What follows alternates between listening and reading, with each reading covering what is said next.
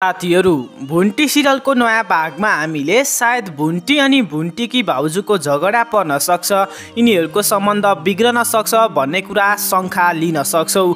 किनभने विदेशबाट आएकी भाउजूले भुन्टी भर्खर मात्र पढ्नको लागि विद्यालय जाँदैछिन् भन्ने कुरा थाहा पाइसकेपछि त उनको भुन्टीप्रतिको व्यवहार पूर्ण रूपमा परिवर्तन हुन्छ। उनले भुन्टीलाई हेप्ने, भुन्टीलाई होच्याएर बोल्ने काम गरेकी छिन्। यहीँबाट पनि अब आउने नयाँ भागहरूमा सायद हामी भुन्टी अनि भुन्टीकी भाउजूको सम्बन्ध बिग्रन सक्छ अनि भाउजूले भुन्टीलाई हेप्न सक्छिन् भन्ने कुरा थाहा पाउन सक्छौँ। विदेशबाट आएकी भाउजूले भने घरभरि भुन्टीको मात्र फोटा टाँसिएको देख्छिन्। यहीँबाट उनले भुन्टीलाई गलत बुझ्न थाल्छिन्। घरमा त भुन्टीको मात्र फोटा टाँसेको छ त किन यस्तो भन्दै उनले भुन्टीप्रति नराम्रो विचार राखेर भीमलाई प्रश्न गर्छिन्। भीमले भने जवाफमा, हाम्रो दाजु र भाउजूको पहिला झगडा परेको थियो। विगतमा यसरी दुईजना को सम्बन्ध बिग्रिसकेपछि डिभोर्स गर्नुपर्ने, सम्बन्ध विच्छेद गर्नुपर्ने अवस्था आएको थियो अनि मैले दुईजनाको सम्बन्ध राम्रो होस् भनेर अनि दाइलाई फकाउनको लागि र दाजु भाउजूको सम्बन्ध सुधार्नको लागि मैले नै यो फोटाहरू यहाँ टाँसेको। भाउजूले नभएर मैले यो फोटाहरू टाँसेको। अब त तपाईहरू पनि आउनुभयो, सम्पूर्ण परिवारको फोटा खिचेर टाँस्नुपर्छ भन्दै उनले भाउजूलाई जवाफ दिन्छन्। त्यति मात्र नभएर यी विदेशबाट आएकी भाउजूले भने भुन्टी पढ्दै नपढे अनि गाउँको केटी भनेर पनि हेपेकी छिन्। भूपेन्द्र जस्तो सहरमा बस्ने, बिजनेस चलाउने मान्छेले किन यस्ती केटी बे गरेको होला? भूपेन्द्र जस्तो केटाले त सहरमा बसेकी पढेकी केटी बे गर्नु पर्थ्यो, बिजनेस चलाउन सक्ने क्षमता भएकी केटी बे गर्नु पर्थ्यो। भुन्टी त भर्खर पढ्नको लागि स्कुल जाँदैछिन् अनि कहिले पढिसकेर कहिले शिक्षित भएर आफ्नो श्रीमान भूपेन्द्रलाई बिजनेसमा सघाउनु। भूपेन्द्रले भुन्टी जस्तो केटी बे गरेर ठुलो गल्ती गरे भन्दै यसरी भाउजूले भुन्टीलाई गलत सोचेकी छिन्। विगतमा भुन्टीले आफ्नी सासू बालकुमारीबाट धेरै दुःख र पीडा सहनु पर्यो। बालकुमारीले भुन्टीलाई हेप्ने गर्थिन्, गरिब भनेर बालकुमारीले भुन्टीलाई हेप्ने अनि पढ्नको लागि स्कुल पनि जान दिँदैनथिन्। त्यही भएर भूपेन्द्रले आफ्नी श्रीमती भुन्टीलाई सहर ल्याएका थिए अनि यसरी सहर आइसकेपछि पनि सायद विदेशबाट आएकी भाउजूले भुन्टी पढ्दै नपढेको गाउँको अनि गरिब केटी भनेर भाउजूले भुन्टीलाई हेप्न सक्छिन्। भाउजूमा त्यो व्यवहार हामीले देखिसकेका छौँ। यहीँबाट भने हामीले भुन्टी र भाउजूको सम्बन्ध सायद बिग्रन सक्छ भन्ने कुराको अनुमान लगाउन सक्छौँ। त्यति मात्र नभएर भुन्टी सिरियलको अर्कोतिर भूमिका पनि धेरै पछुताइरहेकी छिन्। आफूभन्दा ठुला बडा या भनौँ भुन्टी, भूपेन्द्र अनि गाउँमा आमा बुवाले भनेको कुरा नमान्दा भूमिकाले यसरी पछुताउनु परेको हो, यो दिन देख्नु परेको हो। भूमिका गाउँमा हुँदा नै एकजना सहरको केटाले म तिमीसँग बे गर्छु, सहरमा आऊ, सहरमा घुम्नुपर्छ, यहीँ बस्नुपर्छ भन्दै भूमिकालाई त्यो केटाले झुटो आश्वासन दिइसकेपछि भूमिका पनि सहरमा बस्ने, घुम्ने इच्छा लागेर या भनौँ रहर लागेर त्यही केटाको पछि लागेर सहर आएकी थिइन्। तर सहर आइसकेपछि उक्त केटाले भने दिएको बे गर्ने आश्वासन झुटो रहेछ भन्ने कुरा भूमिकाले थाहा पाउँछिन्। उता भूमिकाको बोयफ्रेन्डले पनि भूमिकालाई धोका दिएको कुरा स्वीकार गर्छ। त्यस पछाडि त भूमिका धेरै निराश अनि दुखी देखेकी छिन्, धेरै पछुताइरहेकी छिन्। गत हप्ता आएको भागमा भने हामीले भूमिकालाई घाइते अवस्थामा देखेका थियौँ। भूमिकाको अनुहारमा जिउभरि चोटपटक लागेको थियो। भूमिका बेहोस बनेर आफ्नै घरको आँगनमा लडिरहेकी थिइन्। तर भूमिका कसरी यो अवस्थामा पुगिन् भनेर न त हामीलाई थाहा छ न त भूपेन्द्रका घर परिवारका अन्य सदस्यलाई नै। भूमिका कसरी यो अवस्थामा पुगिन् भन्ने कुरा आज आउने नयाँ भागमा हामीले देख्न सक्छौँ। गत हप्ता आएको भागको अन्तिममा भने भूमिकाले आफ्नो बोयफ्रेन्डलाई जेलमा हाल्ने धम्की दिएकी थिइन्। भूमिकाले यसरी धम्की दिइसकेपछि कतै आफू जेल त पर्ने होइन भनेर भूमिकाको बोयफ्रेन्ड डराएर भूमिकामाथि आक्रमण गरेको हुन सक्छ। त्यति मात्र नभएर अर्कोतिर भूमिका आफै आत्महत्या गरेकी पनि हुन सक्छिन्। किनभने आफूलाई बे गर्छु भनेर आश्वासन दिने केटाले आफूलाई प्रयोग मात्र गरेको रहेछ, बे नगर्ने रहेछ भन्ने कुरा भूमिकाले बुझिसकेपछि भूमिकाले आत्महत्या पनि गर्न सकेकी हुन्छन्। या त भूमिकामाथि आक्रमण भएको होस् या भूमिकाले आत्महत्या गरेकी हुन्। भूमिकाको स्वास्थ्य स्वास्थ्य अवस्था ठिक हुनुपर्छ अनि भूमिकालाई यो अवस्थामा पुर्याउने त्यो केटाले भने कानुनी रूपमा जसरी पनि सजाय त पाउनु नै पर्छ।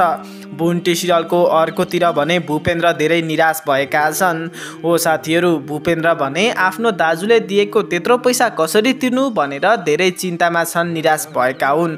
किनभने भूपेन्द्रले सहरमा चलाएको त्यो बिजनेस अनि बनाएको त्यति ठुलो घर बनाउनको लागि पैसा भने त्यही विदेशबाट आएका दाजु भाउजूले दिएका रहेछन्। अनि अब दाजु भाउजू त खबरै नगरी यसरी अचानक नेपाल आउनुभयो, त्यही पनि सधैँको लागि यसरी नेपालमा नै बस्ने भनेर आइसकेपछि त पक्कै दाइले पैसा माग्नुहुन्छ। अब दाइले पैसा मागिसकेपछि मैले कहाँबाट पैसा ल्याएर तिर्नु, बिजनेस पनि राम्रोसँग चल्न सकेको छैन, व्यापारबाट पनि घाटा भइरहेको छ भन्दै यसरी भूपेन्द्र निराश भएका छन्।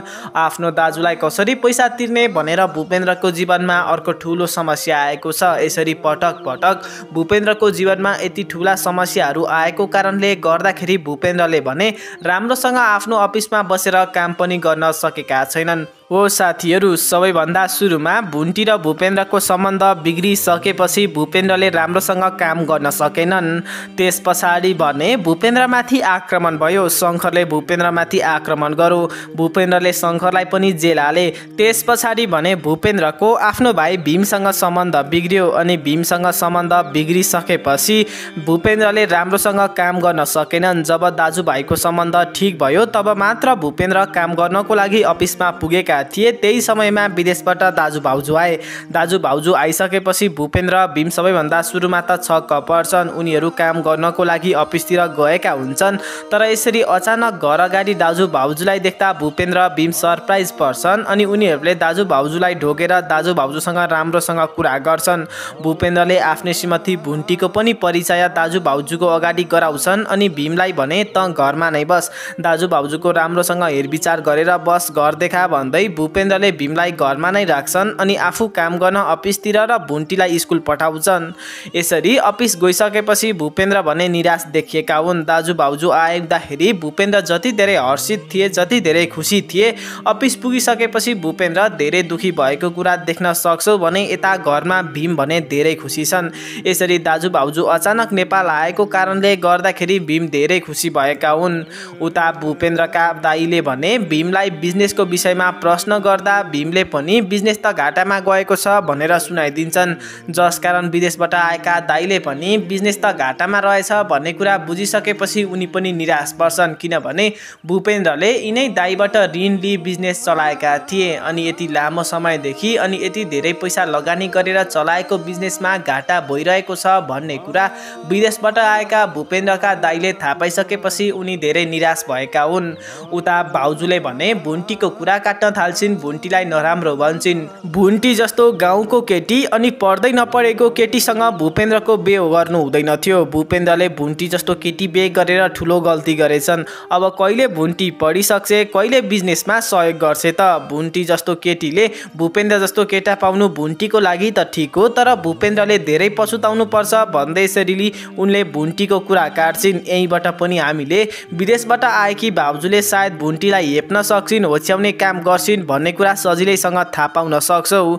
भुन्टी अनि भाउजूको सम्बन्ध कस्तो होला भन्ने कुरा हामीले आज आउने नयाँ भागमा थाहा पाउन सक्छौ। कतै विदेशबाट आएकी भाउजूले भुन्टीलाई हेप्ने होच्याउने काम त गर्दिनन्। विगतमा बालकुमारीले दिएको दुःख जस्तो कतै भाउजूले सहरमा पनि भुन्टीलाई दुःख दिने त होइनन् भन्ने कुरा हामीले अनुमान लगाउन सक्छौ। भुन्टी सिरियलको अर्कोतिर भने भूमिकाको अवस्थाको विषयमा पनि हामी सबैलाई थाहा छ। भूमिका घाइते भएकी छिन्। घाइते अवस्थामा आफ्नो घरको अगाडि फेला परेकी भूमिका कसरी यो अवस्थामा पुगिन् भन्ने कुरा पनि हामीले आजै आउने नयाँ भागमा थाहा पाउन सक्छौ। यता भूपेन्द्र भने आफ्नो अफिसमा बसेर काम गरिरहेका हुन्छन्। त्यही समयमा भीमले भूपेन्द्रलाई फोन गर्छन्, तपाईँ कतिखेर घर आउनुहुन्छ? यहाँ दाजु भाउजू बोर मानेर बसिरहनु भएको छ, तपाईँसँग कुरा गर्ने अरे, सक्नुहुन्छ भने चाँडै घर आउनु भन्दै यसरी भीमले भूपेन्द्रलाई भनिसकेपछि भूपेन्द्रले पनि भुन्टीको स्कुल पनि छुट्टी हुन लाग्यो होला, म भुन्टीलाई लिएर आउँछु भनेर भन्छन्। त्यसपछाडि भूपेन्द्र भुन्टीलाई लिन पुग्छन्।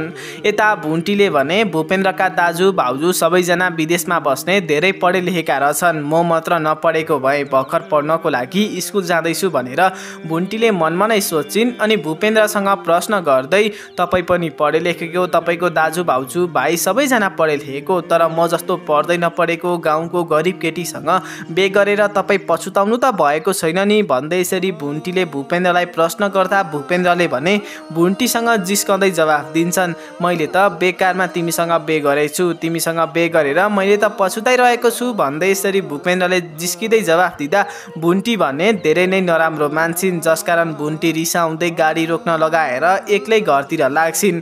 त्यस पछाडि भूपेन्द्रले पनि गाडी रोक्छन् अनि भुन्टीलाई फकाएर गाडी भित्र हाल्छन्। यसरी भूपेन्द्रले जिस्कन खोज्दा झन्नै भुन्टी र भूपेन्द्रको सम्बन्ध पनि बिग्रन लागेको थियो।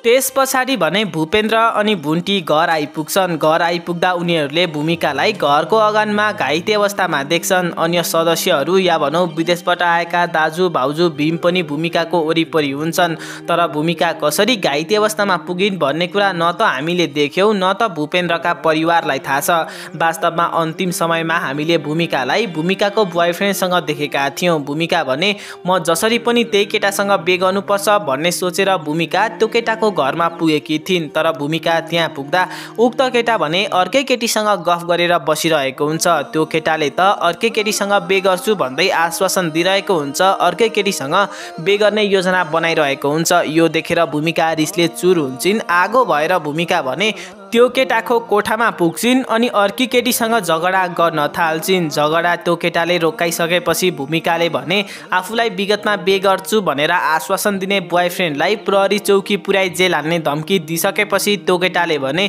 मबाट ठुलो गल्ती भयो, अब भने म सुध्रन्छु, मलाई एकपटक माफी देऊ भन्दै भूमिकासँग माफी माग्छ। यही अन्तिम समय थियो जहाँ हामीले भूमिकालाई त्यही बोयफ्रेन्डसँग देखेका थियौँ। त्यस पछाडि त हामीले एकैचोटि भूमिकालाई घाइते अवस्थामा देख्यौँ। साथीहरू, अब कुरा गरौँ आज आउने भुन्टी सिरियलको नयाँ भागमा के हुन सक्ला भनेर।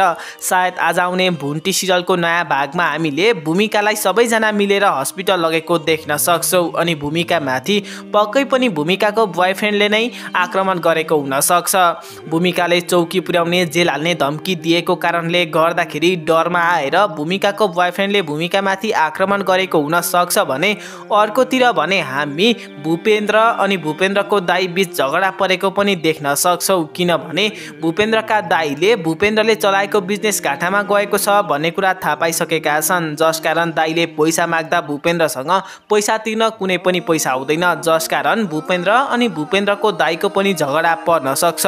अब भने भुन्टीले पढ्नुपर्छ अनि आफ्नो श्रीमान भूपेन्द्रलाई बिजनेसमा सहयोग गरी भूपेन्द्र अनि भुन्टी सँगै मिलेर बिजनेस चलाउनुपर्छ भन्ने को हुनुहुन्छ तल रहेको खाली कमेन्ट सेक्सनमा कमेन्ट गरी यस्तै खालको भिडियोहरू हेर्नको लागि हाम्रो यो च्यानललाई पनि सब्स्क्राइब गर्नुहोला।